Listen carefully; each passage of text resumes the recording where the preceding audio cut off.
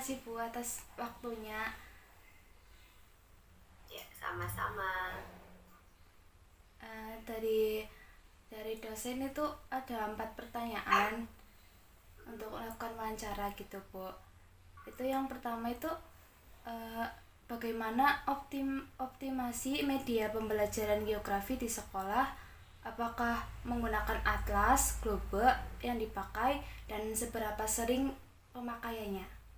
Oke, terkait dengan optimasi media pembelajaran geografi di sekolah, terutama adalah atlas dan globe. Jadi memang kami guru geografi dalam penggunaan media pembelajaran ini insya Allah cukup sering ketika ada materi-materi yang memang membutuhkan peta, itu kami biasanya gunakan. Dan untuk atlas juga biasanya kami gunakan karena contoh misalnya nih di SMA kan ada materi-materi terkait dengan penggunaan atlas. Contohnya ada ini berkaitan dengan materi negara maju dan negara berkembang.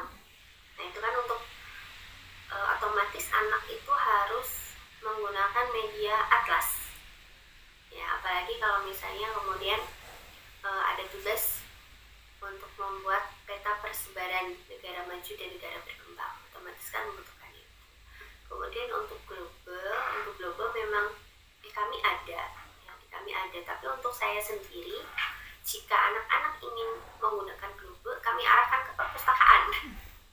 Ya karena untuk membawa ke kelas, karena globenya besar-besar ya, jadi agak butuh effort yang lumayan, jadi tetap dipakai, tetap digunakan, tetapi memang tidak dibawa ke kelas. Kemudian untuk penggunaan peta sendiri, hampir di setiap pembelajaran, terutama untuk yang misalnya kelas 10, kelas 12, itu hampir setiap pembelajaran itu menggunakan peta. Baik itu peta umum maupun peta tematik ya. Kayak misalnya materi litosfer nih, otomatis menggunakan peta yang berhubungan dengan bagaimana sih zona subduksi di Indonesia di mana, itu kan juga butuh peta. Kemudian untuk hidrosfer misalnya, hidrosfer pun butuh peta, misalnya untuk mengetahui persebaran untuk apa sih perairan yang ada di Indonesia, kayak gitu, darat, laut, walaupun nanti lebih ditekankan kepada apa sih nanti siklus airnya dan lain-lain, tapi tetap butuh peta. Jadi hampir setiap pembelajaran menggunakan peta, walaupun itu peta yang ditayangkan ya, tidak mesti atlas. Gitu. Jadi saya seperti itu. Lanjut nggak Ibu?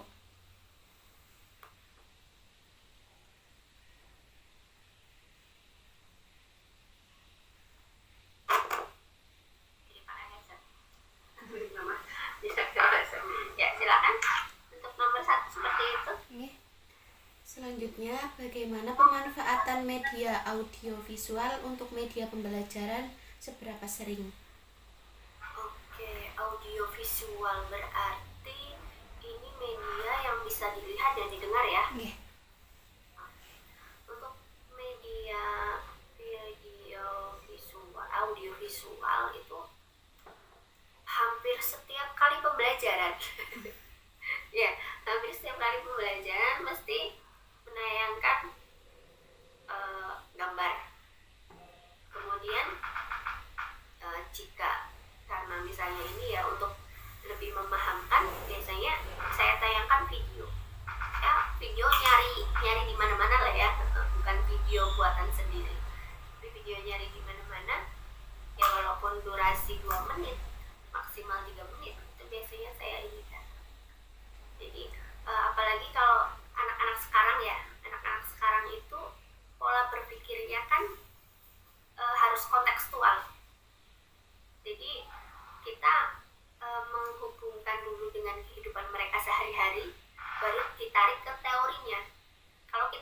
teori dulu, baru kita hubungkan dengan kehidupan mereka sehari-hari, biasanya mereka malah nggak terlalu nyambung.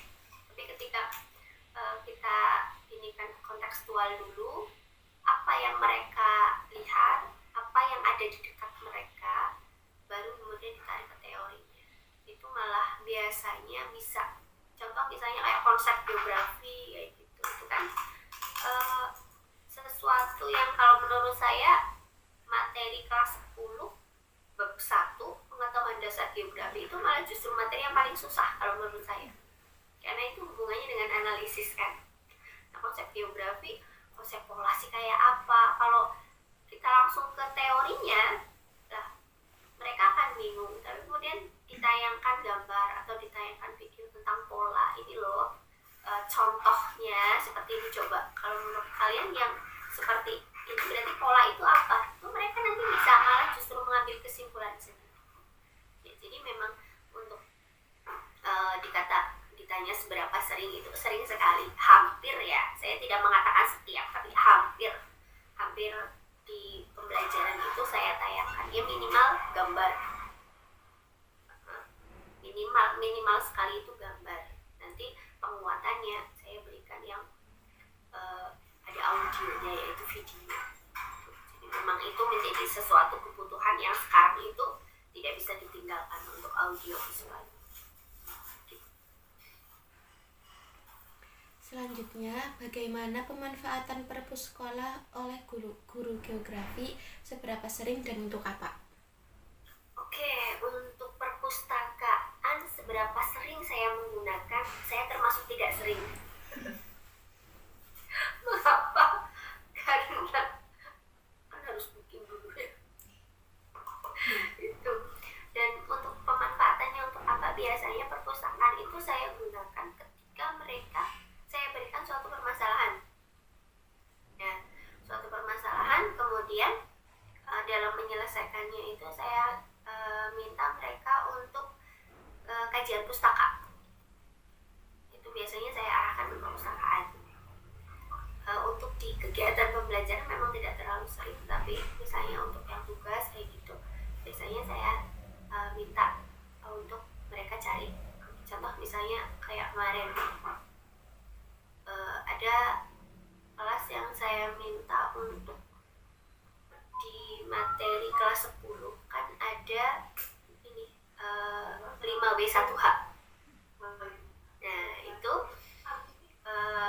saya arahkan ke perpustakaan untuk mencari artikel terkait dengan bencana-bencana yang ada di Indonesia. Nah mereka analisis menggunakan 5W1H.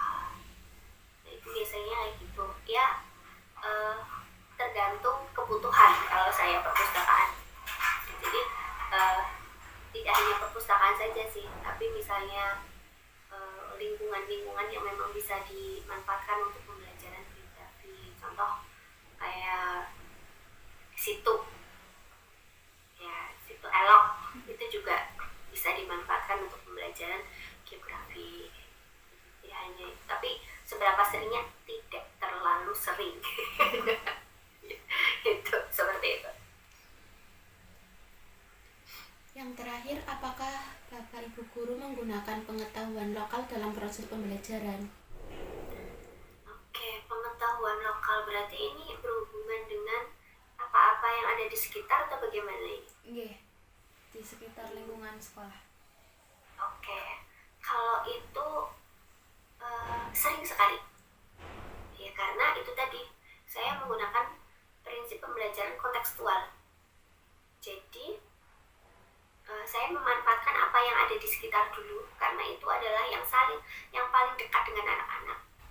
Setelah itu baru saya masuk ke konsep atau teori geografi. Jadi kalau ditanya apakah menggunakan pengetahuan lokal, jelas saya menggunakan itu. Seberapa sering? Sering sekali, hampir di setiap pembelajaran. Mesti persepsinya itu saya menggunakan pengetahuan lokal. Ya, jika ada yang mungkin perlu dikuatkan, silahkan apa atau bagian mana yang perlu dikuatkan? Yang tadi Bu, yang pengetahuan lokal itu contohnya gimana? Pengetahuan lokal contohnya misalnya di daerah situ, misal bentang alam nih, bentang alam kita berhubungan dengan misalnya morfologi nih. Akan menjelaskan tentang morfologi. Nah, biasanya saya ini kan dulu terkait dengan bentang alam yang ada di sekitar. Mari Bapak.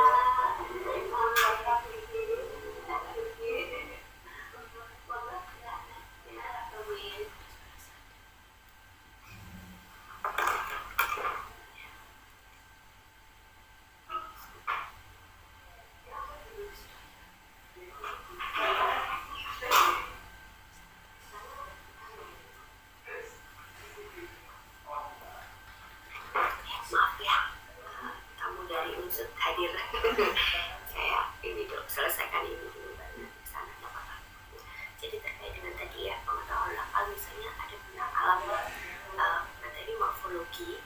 Masih bisa terdengar suara saya? Masih. Ya. Misalnya kita membahas tentang morfologi ini, bentuk-bentuk permukaan bumi kan.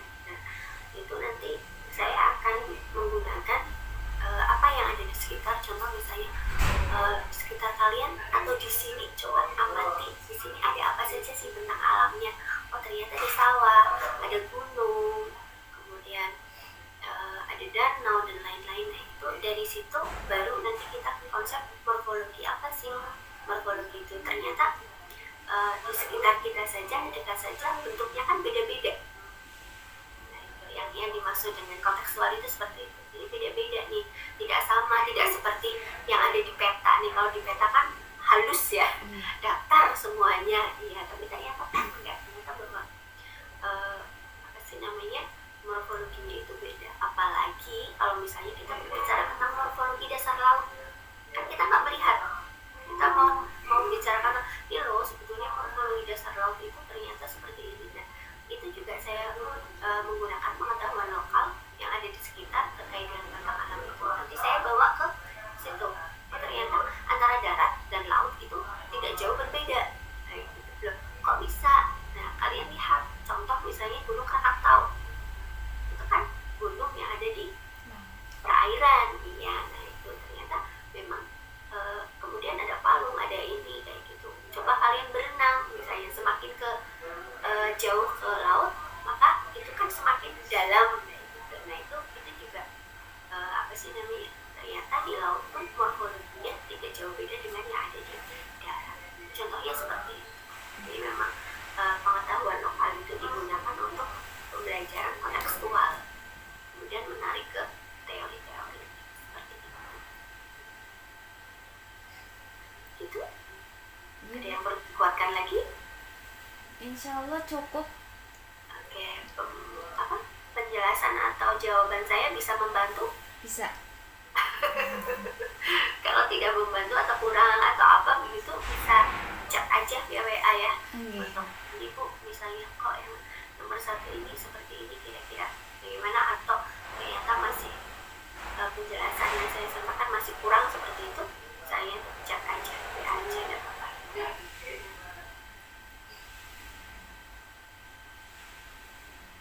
Sudah Bu, cukup. Oke. Terima kasih Ibu waktunya, maaf ganggu. Tidak masalah, selama saya bisa, insya Allah. Sukses untuk semuanya ya. Amin. Sama siapa namanya? Saya lupa. Naya. Naya. Ya, Naya sama temannya siapa? Finish. Oh, Mbak Naya sama Mbak Finis. Sukses. Saya tunggu kabar gembiranya. Saya sudah wisuda. Amin. Ya. Sudah Ibu, terima kasih waktunya Bu. Ya, sama-sama.